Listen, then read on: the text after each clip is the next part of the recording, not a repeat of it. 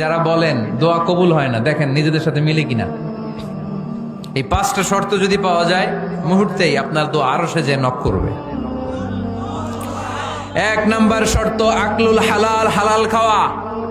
কি খাওয়া? আমরা দুইটাই খাই, হালালও খাই হারামও খাই। বেশি খাই কোনটা? হ্যাঁ, কি খান? আমি কই নাই কিছু, আপনারাই কইছেন। নিজের উত্তরে নিজে ধরা না। হারাম খেলে তো দোয়া কবুল হয় না। লা ইয়াদখুলুল জান্নাতা জাসাদুন গুযিয়া বিল হারাম। ওই দেহ কখনো জান্নাতে যায় না যে দেহ হারাম খেয়ে বর্ধিত হয়েছে। কেন দোয়া কবুল হয় না? মিলিয়ে নেন নিজের জীবনের সাথে, জাস্ট একটু মিলিয়ে নেন, খেয়াল করেন। আকলুল হালাল 1 নাম্বার শর্ত। ইউর ইনকাম শুড বি হালাল, ইউর ফুড শুড বি হালাল, ইউর ড্রিঙ্কস শুড বি হালাল, ইউর ফ্ল্যাট শুড বি হালাল, your bank balance should be হালাল। চিল্লায় বলেন ঠিক কিনা? এক লোক কাবার চারপাশে শুধু দোয়া করে, ইয়া রব, ইয়া রব, ও আমার রব, তুমি আমারে মাফ করে দাও, তুমি আমারে মাফ করে দাও। এই সাহাবীর কান্নাকাটি দেখে, এই লোকের কান্নাকাটি দেখে অন্য সাহাবারা বলল, আজকের সব সওয়াব এই লোকে নিয়ে যাবে। সব সওয়াব তো আজকে ওনার। এর দোয়া কবুল।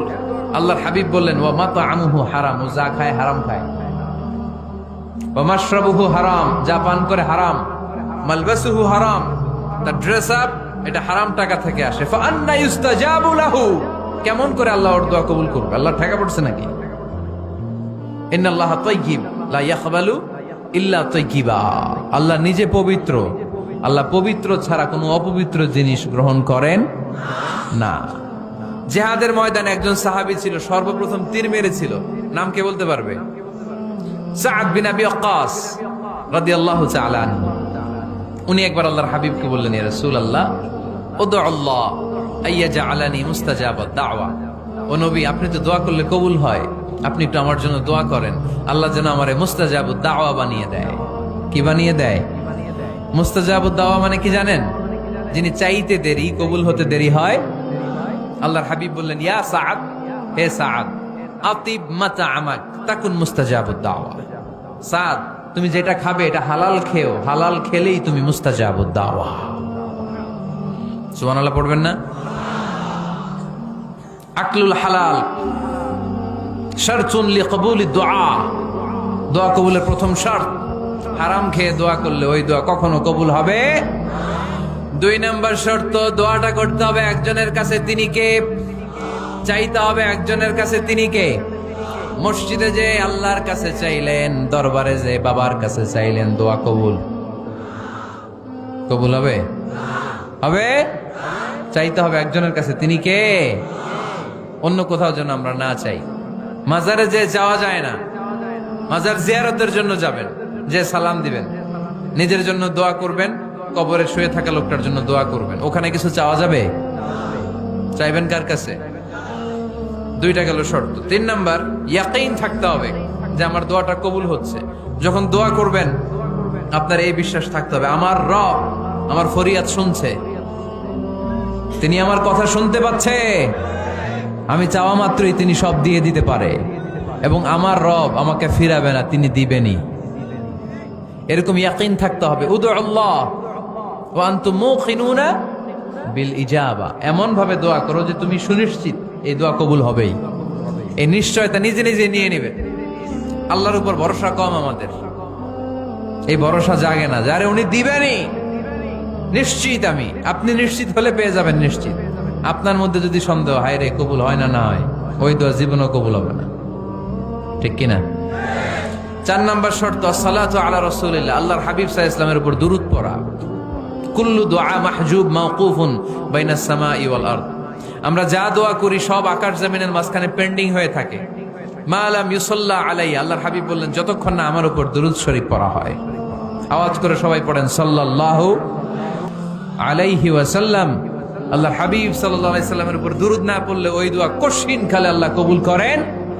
আকাশ জমিনের মাঝখানে পেন্ডিং। মেসেজ করেছেন আপনার বন্ধুকে, আপনার মোবাইলে টাকা নাই, মেসেজটা কি হয়ে থাকে? পেন্ডিং, তাই না? যখনই টাকা ঢুকাবেন সাথে সাথে সেন্ট, আপনার সব দোয়া পেন্ডিং হয়ে আছে আকাশ, আজকে দুরুদ করে দিবেন, সব সেন্ট মুআল্লাক, সব ঝুলে থাকে। মাহজুবুন মুআল্লাকুন বাইনাস সামাই ওয়াল আরদ। মনে থাকবে ভাইরা, 5 নাম্বার সর্বশেষ শর্ত হলো মুওয়াফাকাতুদ দুআই বিদ-দাওয়াব। শুধু দোয়ায় কাজ হয় না, দোয়ার সাথে মাঝে মাঝে দাওয়ারও দরকার আছে না নাই? দোয়াও লাগবে, দাওয়াও লাগবে, ঠিক কিনা? আপনার ছেলের জন্য আপনি দোয়া চাইতে আসলেন, হুজুর দোয়া করেন। অনেকে কলম নিয়ে আসে আমাদের কাছে, কলম। আমি ভাবছি আমারে গিফট করবে, পরে কয় না, গিফট না, ফুদিয়া দেন,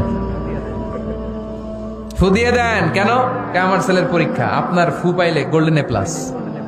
আমি কই সর্বনাশ, লেখাপড়া না করলে ডবল জিরো পাবে, দোয়ায় কাজ হবে না। আগে পড়াশোনা করতে হবে, তারপরে দোয়ায় কাজ হবে, ঠিক কিনা? দোয়াটা ভ্যালিউ অ্যাড করে, ইট অ্যাডেড দ্য ভ্যালিউ।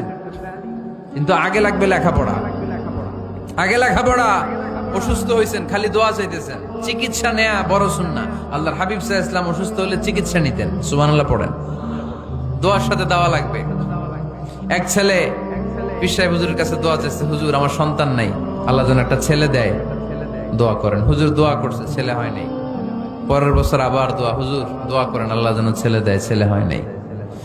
তৃতীয় বছর আইসা বলে, হুজুর দোয়া করেন, ছেলে হয় নাই। পীর সাহেব হুজুর মনে মনে কয়, ঘটনা কি? ওর ছেলে হয় না কেন? জিজ্ঞেস করলো, বাবা তুমি কি বিয়ে করছো? কয় না, বিয়া তো করি নাই। পীর সাহেব হুজুর বললেন, আগে বিয়েটা তো করবি, তারপরে না সন্তান। তো বিয়ের পর্বটা তো সারো, তবেই না সন্তান পাওয়া যাবে, ঠিক কিনা? দোয়ার সাথে দাওয়া লাগে। আল্লাহর হাবিব সাল্লাল্লাহু আলাইহি ওয়াসাল্লামের আঙ্গুলে একবার বিচ্ছু পোকা কামড় দিল, প্রচন্ড ব্যথায় বিশ্বনবী কাতরাচ্ছেন, রেগে গেলেন আর বললেন, ও বিচ্ছু, মানুষও চিনোস না, নবীও চিনোস না, কোথায় কামড় দিবি, জায়গা পেলি না। কিন্তু বিশ্বনবী ব্যথা পাচ্ছেন। আম্মা জান আয়েশাকে বললেন, রাদিয়াল্লাহু তাআলা আনহাকে বললেন, লবণের পানি নিয়ে আসো, গরম দাও, ঢালো। উনি আরাম পাচ্ছেন, আর সূরা ইখলাস পড়ে ফু দিতে লাগলেন, ফাতিহা পড়ে ফু দিতে লাগলেন। গরম পানি ঢালা শেষ, ফু দেওয়া শেষ, আঙ্গুলের ব্যথাও। দেখছেন কি কম্বিনেশন? দোয়াও লাগে, সাথে সাথে কি লাগে? দাওয়াও লাগে। দোয়া আর দাওয়া দুইটার সমন্বয়ে আপনাকে সফলতা দিবে কে? সফলতা একজনই দেয়, তার নাম জোরে বলতে হবে, তিনি কে? ব্যবসা যদি মন্দা থাকে, ব্যবসায় সফল হতে চান, সফলতা এনে দিবে কে? বিসিএস পরীক্ষা দিচ্ছেন, রিটেনে পাশ করেন না, পাশ করায় দিবে কে? বিয়ের ব্যবস্থা হচ্ছে না, ব্যবস্থা করে দিতে পারে কে? পাসপোর্ট জমা দেয়া, হুজুর ভিসা লাগে না, হুজুর কিচ্ছু করতে পারবে না, করতে পারে একজন, চিল্লায় বলেন তিনি কে? এজন্য বিপদে আপদে সব সময় আমরা ভরসা রাখবো আমাদের আল্লাহ রাব্বুল ইজ্জা ওয়াল জালালের উপর। আল্লাহর কাছে আমরা বেশি বেশি চাইবো। আল্লাহ ছাড়া কারো দরবারে আমরা হাত পাতি না, চিল্লায় বলেন ঠিক কিনা? আমরা ফকির একজনের দরবারে, ঘাটে ঘাটে আমরা ফকির হইতে রাজি না, আমরা একজনের দরবারে ফকির। দরবারটা কার? দোয়া একটা শিল্প। যে টিপস গুলো শিখাইলাম আজকে, এগুলোর আলোকে আমরা যেন দোয়াটাকে আত্মস্থ করতে শিখি, যাতে দোয়া করার সাথে সাথে এই দোয়া আরো সে কবুল হয়ে যায়। আল্লাহ আমাদের সবাইকে কথাগুলো বুঝা আরো আমল করার তৌফিক দান করো।